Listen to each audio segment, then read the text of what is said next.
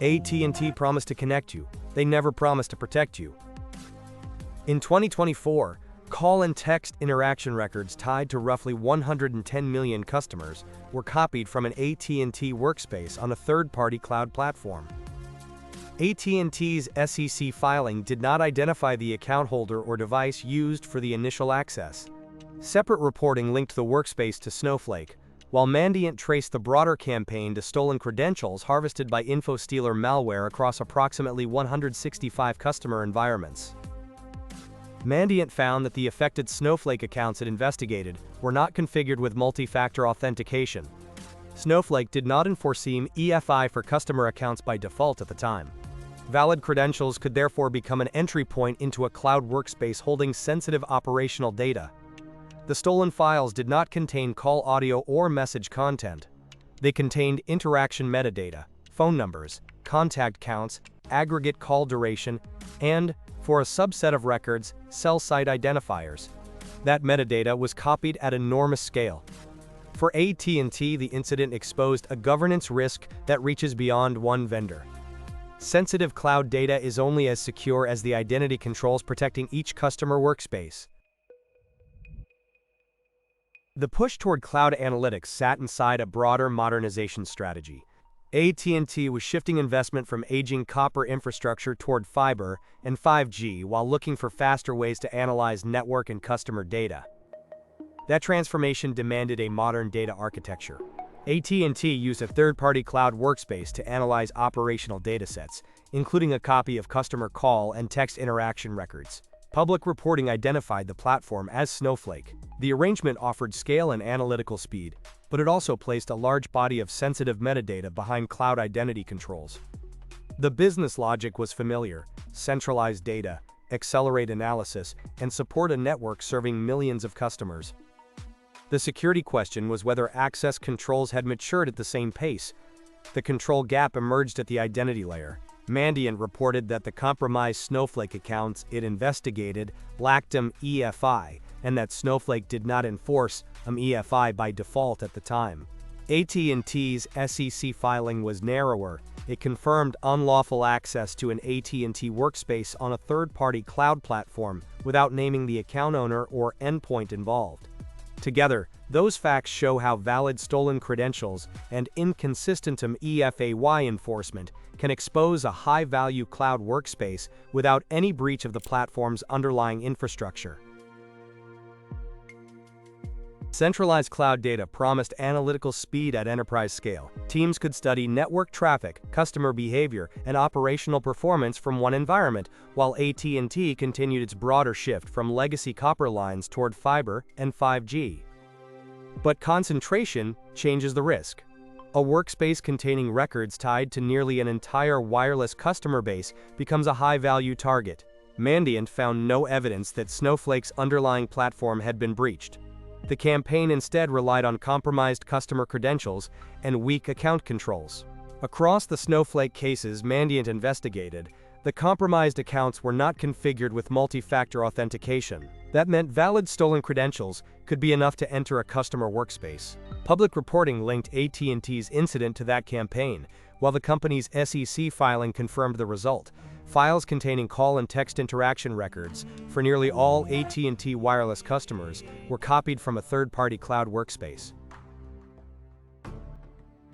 Mandiant traced the broader Snowflake campaign to credentials previously harvested by Infostealer malware. Public reporting connected AT&T's cloud workspace to that campaign, while AT&T itself confirmed only that threat actors unlawfully accessed a workspace on a third-party cloud platform. The critical weakness was identity control. Snowflake did not enforce multi-factor authentication by default at the time, and the compromised customer accounts Mandiant investigated lacked EFA. The campaign did not require a vulnerability in Snowflake's underlying platform. Valid credentials could provide access to a customer environment. Once authenticated, the activity could resemble use by an authorized account. Between April 14 and April 25, 2024, the threat actors exfiltrated files containing records of customer call and text interactions, covering roughly 110 million people. The files did not include call, audio, or message content. The scale of the exfiltration raised questions about identity monitoring, credential rotation, and unusual data access detection. This was not one proven single-point failure.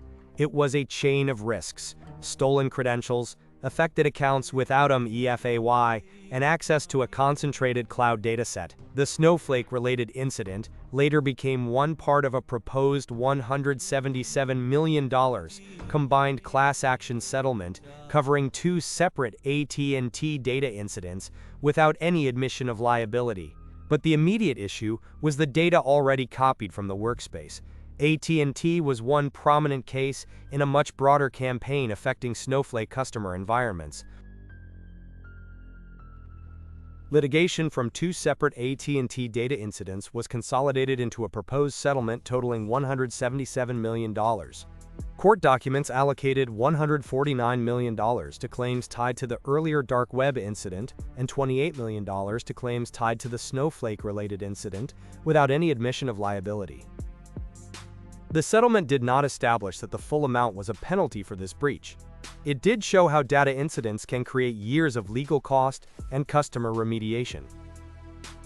The wider campaign mattered just as much.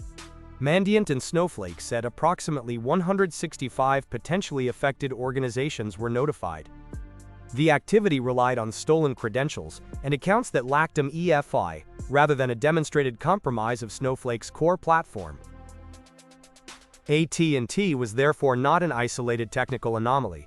It was a prominent example of a repeatable identity security failure across separately managed customer environments. The disclosure drew scrutiny from regulators, lawmakers, customers, and security teams. The question was no longer only, how did AT&T get hit? It was also, how many cloud accounts remain exposed to the same credential and EFI risks? The institutional response was clear. Cloud risk management had to treat identity controls, credential hygiene, and data access monitoring as core infrastructure rather than optional configuration. Here is the strategic blueprint every boardroom now requires. The traditional network perimeter is no longer enough. Identity is part of the perimeter. That is the central lesson from a campaign in which Mandiant notified approximately 165 potentially affected Snowflake customers. Security controls must follow sensitive data wherever it lives.